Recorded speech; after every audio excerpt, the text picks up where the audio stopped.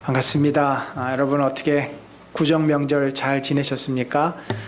다들 피곤해 보인 것 같기도 하고 또 모처럼 좀 쉬셔서 또 여유 있어 보이기도 합니다. 우리 한번 좌우 돌아보시면서 인사 나누겠습니다. 반갑습니다. 예, 잘 오셨습니다. 환영합니다. 저희가 이제 제가 금요일 날 설교할 때는 갈라디아서를 가지고 말씀을 나누고 있고요. 또 우리 이 목사님이 할 때는 사무엘서를 가지고 하고 있습니다. 특별히 갈라디아서라는 본문은 그렇게 많이 그 설교가들이 다뤄지는 본문은 아닙니다. 좀 주제에 있어서 딱딱한 부분도 있고 또 좀 어렵기도 한 것 같은 내용을 담고 있습니다. 그런데 우리가 이 사도 바울의 서신서를 읽을 때는 사실은 그 상대방의 그 마음을 좀 깊게 이해할 수 있는 그런 마음의 눈이 필요합니다. 왜 사도 바울이 여기서 이런 얘기를 하는지, 우리 평신도들 입장에서 성경 말씀 이면에 숨겨져 있는 그 뉘앙스라든지 바울의 그 심정을 이해한다는 것은 결코 쉬운 일은 아닙니다. 그렇기 때문에 더더군다나 이 서신서를 읽는 것이 쉽지 않습니다. 그렇기 때문에 우리가 더 같이 이렇게 말씀을 좀 나눌 필요도 있고 때로는 성경 공부가 필요한 것이라고 봅니다. 오늘 우리에게 주실 하나님 말씀은 이방인의 사도로 부르심을 받은 바울인데 우리 한번 같이 본문을 교독하면서 그 내용을 통해 우리가 또 오늘 은혜 받기를 원합니다. 먼저 읽습니다. 14년 후에 내가 바나바와 함께 디도를 데리고 다시 예루살렘에 올라갔더니 내가 이방 가운데서 전파하는 복음을 그들에게 지시하되 유력한 자들에게 사사로이 한 것은 내가 다름질하는 것이나 다름질한 것이 헛되지 않게 하려 하노라. 그러나 나와 함께 있는 헬라인 디도까지도 억지로 할례를 받게 하지 아니하였으니 이는 가만히 들어온 거짓 형제들 때문이라. 그들이 가만히 들어온 것은 그리스도 예수 안에서 우리가 가진 자유를 엿보고 우리를 종으로 삼고자 함이로되 그들에게 우리가 한시도 복종하지 아니하였으니 이는 복음의 진리가 항상 너희 가운데 있게 하려 함이라. 유력하다는 이들 중에 본래 어떤 이들인지 내게 상관이 없으며 하나님은 사람을 일부러 취하지 아니하시나니 저 유력한 이들은 내게 의무를 더하여 준 것이 없고 도리어 그들은 내가 무할례자에게 복음 전함을 맡은 것이 베드로가 할례자에게 맡음 같은 것을 보았고 같이 읽습니다. 베드로에게 역사하사 그를 할례자의 사도로 삼으시니가 또한 내게 역사하사 나를 이방인의 사도로 삼으셨느니라. 아멘. 저희도 이 선교사님들을 몇 분 섬기고 있습니다만 사실 이 선교사님들의 삶이라는 것은 굉장히 불안정합니다. 본인들이 하시는 사역, 주로 이제 해외에서 이루어지는 사역이 많은데 그 사역의 현장이 언제 문이 닫힐지 모릅니다. 왜냐하면 선진국으로 선교를 나가시는 분들은 극히 적고 대부분은 다 제3세계 문화적으로나 경제적으로나 어려운 지역으로 선교를 나가는 경우가 많기 때문에 여러 가지 변수가 있습니다. 비자를 안 내줘서 더 이상 선교를 할 수 없을 때가 있고 경제적으로 그 나라가 쿠데타가 일어나든지 경제 공황이 온다든지 어려움이 생겨서 선교를 할 수 없는 상황이 발생하기도 합니다. 그래서 이 필드라 그러죠. 필드에서 10년, 20년 그렇게 자기 자리를 지키면서 때로는 복음을 전하기도 너무나 어려운 무슬림 지역 같은 곳에서 선교사님들이 타 문화에 가가지고 거기서 머물러 있는 그 자체만으로도 그분들에게는 굉장히 큰 스트레스고 어려운 일입니다. 우리야 가끔 가니까 여행이고 즐겁고 그렇지만 거기서 살아야 한다고 한다면 참 쉽지 않은 일이죠. 더군다나 선교사님들이 이제 사역을 마무리하고 한국으로 복귀했을 때 물론 교단에 따라서는 그러한 제도를 잘 두는 곳도 있지만 대부분 우리 한국 교회는 선교사님들이 은퇴하고 들어오면 그들이 거할 처소라든지 그들이 머무를 곳이라든지 생활을 할 수 있는 이런 여건 제반들이 되어 있지가 않습니다. 사실 목회자들은 이제 교회가 그런 책임을 어느 정도는 갖고 있다고 볼 수 있지만 선교사님들은 선교단체가 그 책임을 다 해줄 수가 없습니다. 그래서 선교사님들이 대부분 30대 파송에 대해서 40대, 50대 한 20년은 열심히 사역을 하고 거기에 뭐 신학교도 세우고 교회도 세우고 하십니다. 그러다가 50대가 되면은 안식년을 맞아서 주로 미국으로 가가지고 거기서 선교학으로 이제 공부를 더 하고 학위를 받은 분들은 그걸 가지고 한국에 들어와서 신학교 교수가 되거나 아니면은 아예 미국 교회에 또 연이 닿으면 그곳에서 자리를 잡거나 뭐 이것도 저도 안 되면 요즘은 이제 선교사님들 가운데 자기를 파송해 줬거나 혹은 또 연결되는 교회에 담임으로 이렇게 가시는 분들도 있습니다. 그러니까 필드에서 60살, 70살까지 은퇴할 때까지 자기의 자리를 지키는 선교사님들을 찾기가 매우 어렵다라는 거죠. 참 그런 분들은 존경스러운 분들입니다. 그곳에서 끝까지 본인이 맡은 사명을 정말 흔들림 없이 감당한다는 것은 굉장히 존경스러운 일입니다. 오늘 우리가 이 바울의 이야기를 들으면서 바울에게서 그런 냄새를 이제 맡게 됩니다. 그런 모습을 발견하게 됩니다.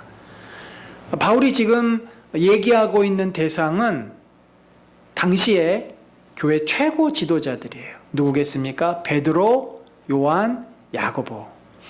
이 야고보는 그 요한의 동생 야고보가 아니라 예수님의 동생 야고보입니다. 요한의 동생 야고보는 사도행전 12장에 보면은 순교를 당합니다. 초대교회 지도자가 베드로, 이제 요한, 야고보. 실제적인 이제 지도자는 야고보가 돼요. 베드로는 나이가 들면서 우리가 그 코바디스라는 영화에서도 알지만 로마 쪽으로 가게 됩니다. 요한은 이제 에베소 교회를 담임하면서 반모섬에 나중에 유배가 되죠. 결국 야고보가 끝까지 예루살렘 교회를 남아서 그 교회 지도자가 되는데 이 지도자들에게 바울이 이제 가서 하는 대화의 내용을 가지고 오늘 이 갈라디아서 그것을 회고하면서 갈라디아의 이 지방에 있는 사람들에게 그 내용을 지금 편지하고 있는 그런 내용들입니다. 본문에 보면은 이제 이 편지를 쓰는 시점에서는 과거를 지금 거슬러서 다시 생각을 하는 거죠. 거기 1절에 보면은 14년 후에 내가 바나바와 함께 디도를 데리고 예루살렘에 올라갔다. 이 14년을 잘 이해해야 바울이 예수님을 만나고 나서 그 이후의 행적을 어느 정도는 이해할 수 있습니다. 24년을 이렇게 생각할 수 있습니다. 처음에 바울이 20대라고 추정을 합니다. 20대 한 중반, 초반에서 중반 정도의 다메섹 도상에서 예수 그리스도를 만나지 않습니까? 바울이 대제사장이 준 편지를 가지고 예수 믿는 자들을 잡기 위해서 이제 다메섹으로 가다가 예수 그리스도를 만납니다. 그리고 엄청난 회심을 합니다. 그가 그때까지 믿었던 그 모든 교리, 그의 신앙이 잘못되었다는 것을 깨닫고 다시 그가 예수 그리스도를 통해서 세상을 바라보기 시작합니다. 그래서 이것을 바울의 회심이다 라고 얘기를 합니다. 어제까지 술 마시고 담배 피고 세상의 즐거움을 따라서 살던 사람이 어느 날 성령의 강한 역사를 경험하고 나서 부흥 집회 참석했다가 성령의 강한 역사를 임하고 나서 눈물 콧물 흘리면서 뭔가 막 자기도 모르는 엄청난 이 회개와 통곡의 시간을 갖고 나서 사람이 완전히 180도 달라지는 그런 상황인 거죠. 술도 그 이후로 딱 끊습니다. 담배 냄새 맡기도 싫어합니다. 그전에는 친구들하고 어울려서 어떻게 하면 하루를 재밌고 즐겁게 보낼까가 관심사였는데 이제는 어떻게 하면 내가 예수 그리스도를 더 잘 믿을까? 어떻게 하면 내가 주변 사람들에게 예수 그리스도를 소개하고 전할 수 있을까? 하루아침에 그 부흥에 한번 참석하고 나서 사람이 180도 바뀌어진 케이스가 바로 바울의 상황인 거죠. 그런데 바울은 예수를 믿고서 예루살렘으로 달려가가지고 거기에 있는 뭐 대제사장들을 만난다든지 사도들을 만나지 않았어요. 그는 예수를 믿고 나서 아라바 광야 아무도 없는 곳 아닙니까? 그러니까 그곳에 가서 그가 만난 예수를 더 깊게 알고 그분이 도대체 어떤 분인지를 알기 위해 3년을 광야에서 소위 말해서 수도 생활을 하는 거죠. 그리고 나서 이제 처음으로 예루살렘을 바나바와 함께 방문을 합니다. 그때 처음으로 제자들을 만나서 이 사람이 그전에는 예수 믿는 자들을 잡아 죽이려고 했던 그 사울이 이렇게 변해가지고 바울이 됐다. 이 바나바가 옆에서 신원보증을 하는 거예요. 속이고 제자들을 잡아가기 위해서 그런지 누가 합니까? 그러니까 바나바가 옆에서 신원보증을 해가지고 처음으로 예루살렘에서 제자들을 만납니다. 그리고는 나서 그가 다소로 고향 땅으로 돌아갑니다. 그리고 그곳에서 10년을 있게 됩니다. 10년 동안 그는 다시금 예수 그리스도를 만난 그 감격과 믿음으로 구약 성경을 연구합니다. 그리고 그는 대학자가 되는 준비를 철저하게 하게 되는 거죠. 그리고 그 지역에 복음을 전하면서 어떻게 보면 그는 이제 하나님 앞에 쓰임받을 준비를 마친 상황이었습니다. 그리고 다소에 있을 때 바나바가 그를 데려다가 안디옥 교회에서 1년간 동역을 합니다. 그렇게 되면은 3년, 10년, 1년, 14년이 되죠. 그리고 나서 다시 바나바와 디도를 데리고 바나바와 함께 이제 예루살렘으로 올라간 것이죠. 그러면 왜 예루살렘으로 그가 굳이 올라갔겠습니까? 이 사도행전이라든지 여러 성경을 보면은 이 이후로 바울은 본격적인 안디옥 교회에서 파송을 받아서 전도 여행을 떠납니다. 그러기 전에 자기가 전하는 이 복음이 제자들, 사도들이 전하는 복음과 다르지 않다. 같은 복음이다. 같은 예수 그리스도께서 나를 직접 만나셔서 나에게 깨닫게 해주신 복음임을 그가 확인받고, 그래서 이 문제가 더 생기지 않고 이 복음의 동질성을 확실히 하기 위해서 찾아간 것입니다. 사실 그 당시에 이 바울이 지금 이 갈라디아서를 쓰는 가장 큰 이유는 뭐겠어요? 갈라디아 교회 안에 들어온 유대주의자들 때문 아니겠습니까? 2절에 보면은, 그래서 바울은 이런 표현을 써요. 거짓, 여기 보면은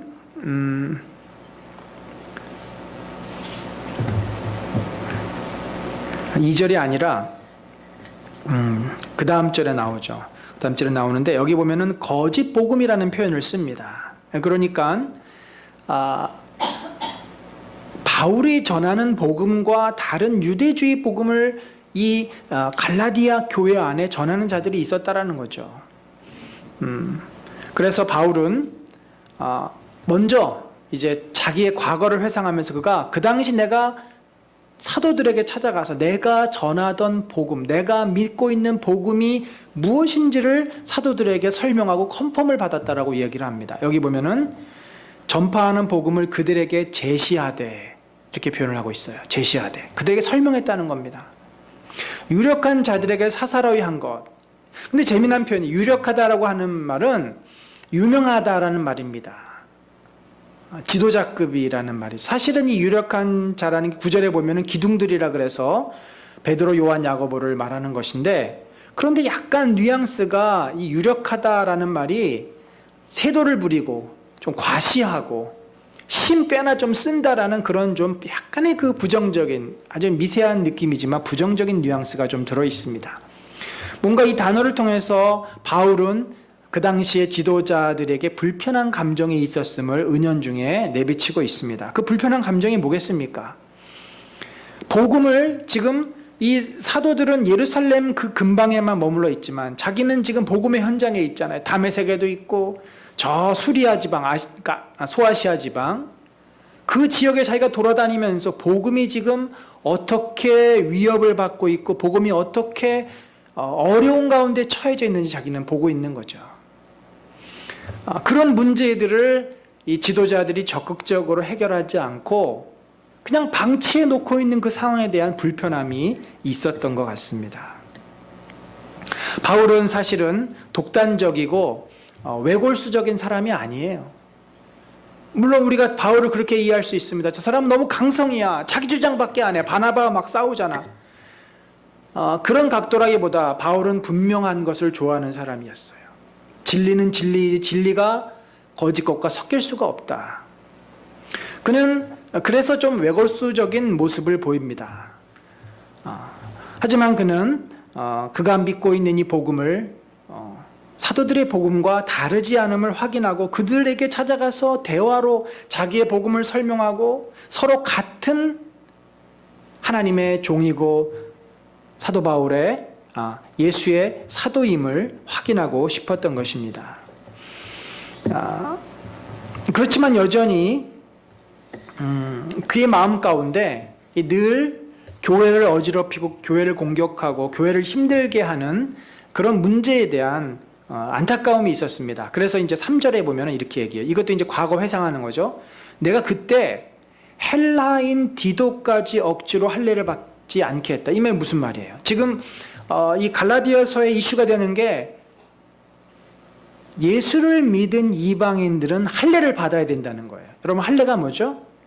유대인들이 자기 자신들은 아브라함의 후손임을 이 남자의 이 성기류의 표피를 잘라서 증명하는 겁니다. 요즘으로 말하면 세례예요. 그러니까 할례를 받지 않으면은 예수를 믿어도 구원받은 것이 아니라고 하는 그러한 유대주의적인 주장을 강하게 펼치는 것이 지금 이 갈라디아 교회의 굉장히 큰 문제였습니다. 그러니까 바울은 거슬러 올라가서 내가 그 당시에도 예루살렘의 제자들, 거긴 다 말하자면 초대교회의 그 핵심 멤버들이 있는 곳이잖아요. 그러니까 서울 말하자면 세종로, 지금 광화문, 청와대, 지금 이런 곳이에요, 거기는. 거기 가서도 내가 디도를 데리고 갔을 때 할례를 받지 않게 했다.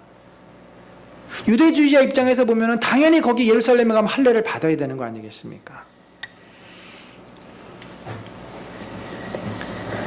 그러면서 유대주의자들에 대해서 바울은 또 이렇게 얘기합니다. 이는 가만히 들어온 거짓 형제들 때문이다. 만약에 내가 그때 디도에게 할례를 주었으면 그 거짓 형제들이 우리로 하여금 우리가 얻은 자유를 다시 빼앗아서 우리를 종으로 삼았을 것이다. 이게 무슨 말입니까? 거짓 형제라고 하는 것은 예수 그리스도의 복음을 자기들도 믿는다라고 말하지만 실제는 그들이 무엇을 추종했던 자들이에요? 율법주의를 추종했던 자들입니다. 여러분, 예수님이 오셔서 뭘 했어요? 수고하고 무거운 짐진 자들아 다 내게로 오라. 내가 너희를 쉬게 하리라. 너희가 그 어깨에 무겁게 메고 있는 613가지의 이 계명들, 율법들로부터 너희를 자유롭게 하겠다. 바울은 예수 안에서 참 자유를 말합니다. 진리 안에 있다는 것이 얼마나 이방인도 여자도 어린아이도 유대인도 다 이 복음 안에서 진리 안에서 참 자유를 누리고 우리가 믿음으로 구원을 얻었기 때문에 율법의 족쇄에서 우리는 자유로워졌다. 그런데 그들이 다시 우리를 율법의 족쇄로 가두려고 하는구나. 우리를 다시 종으로 만들려고 한다고 바울이 지금 빗대어서 또 이야기를 하고 있는 거죠.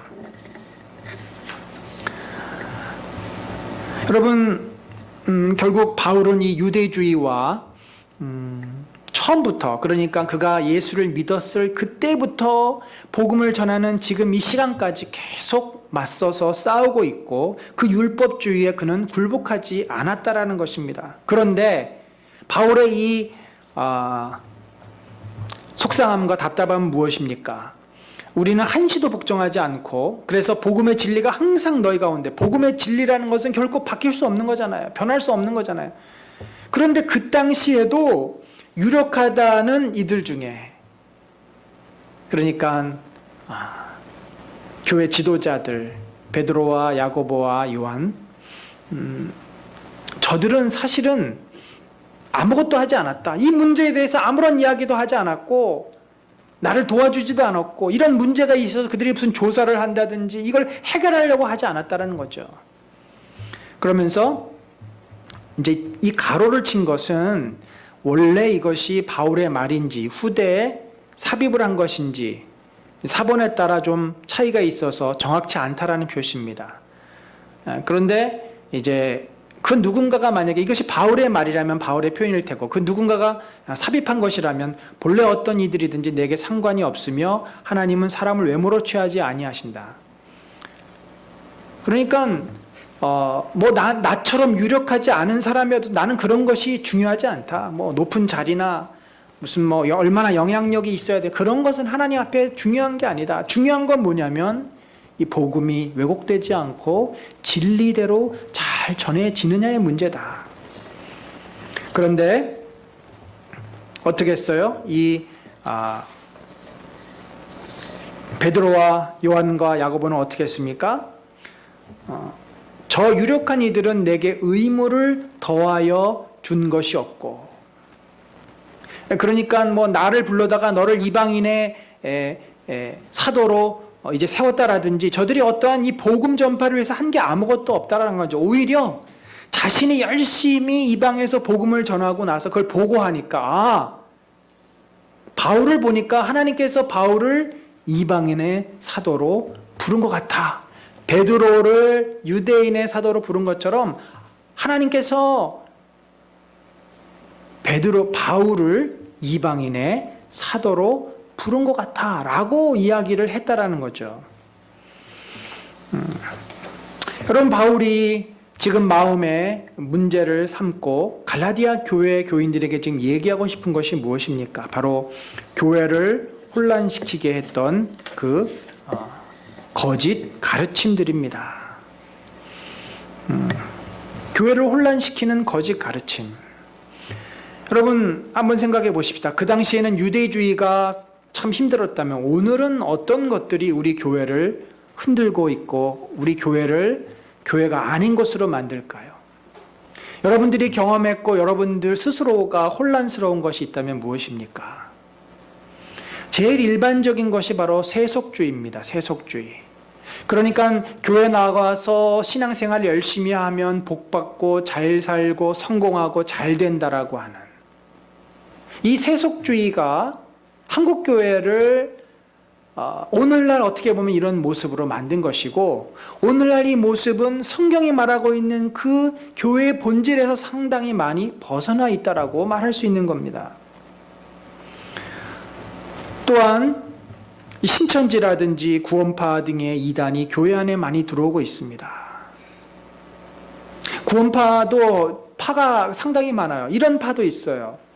어떤 사람이 죄를 져서 이제 회개를 해야 합니다. 그렇지 않으면 그 사람은 어떻게 되냐면 구원이 취소가 돼요.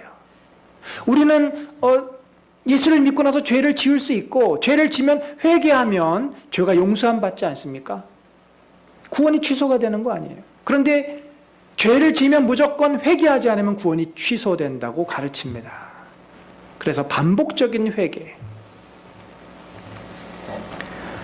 여러분, 교회의 주인은 예수 그리스도십니다. 그 어떤 누구도 교회의 주인이 아니십니다. 교회는 이 세상의 모습을 따라서 성공하고 출세하고 많은 것을 얻고 누리고 복받는 곳이 아니에요. 이 교회는 이 세상의 것을 뛰어넘는 영원한 하나님의 나라를 세워 가시는 곳입니다. 이 땅에 발을 두고 있기 때문에 분명히 우리는 이 땅에서의 일들에 상관하고 그 속에서 우리들이 신앙생활을 하지만 그것을 넘어선다는 거죠. 우리의 궁극적인 목표는 이 땅에서의 행복이 아니에요. 이 땅에서 우리가 끝나는 것이 아닙니다. 이 세상을 넘어선 영원한 세계를 바라보고 그것이 우리들이 돌아가야 될 진정한 우리들의 고향 땅임을 소망하는 그런 신앙이죠. 그래서 우리는 이 성경을 바르게 아는 것이 매우 중요한데, 우리 개혁주의를 믿는 우리 신앙은, 그 개혁주의는 거슬러 올라가면 사도들의 신앙 고백, 이제 3월 달에 우리 이 목사님께서 이 사도신경을 한번 강의를 해주실 텐데, 사도들의 신앙 고백을 근거로 해서 초대교회의 신앙이 세워졌고, 초대교회의 신앙을 토대로 해서 중세에 부패한 기독교를 다시 이렇게 세운 것이 개혁파 아니겠습니까? 개혁주의. 개혁주의라는 것은 결국은 뭐냐면 성경 말씀의 원래 의미하는 바로 돌아가는 거예요. 인간이 자꾸 추구하는 이 세상의 것을 극복하고 순전한 영적인 하나님의 말씀, 진리의 것을 깨닫고 그것으로 돌아가는 것이 바로 진정한 의미의 개혁주의입니다. 우리는 오늘날에도 교회 안에 들어와 있는 다양한 문제들을 발견합니다. 교회 순수성을 회복하는 것이 굉장히 어려운 문제예요. 왜 유대주의자들은 할례를 받아야 구원을 얻는다고 주장했을까요?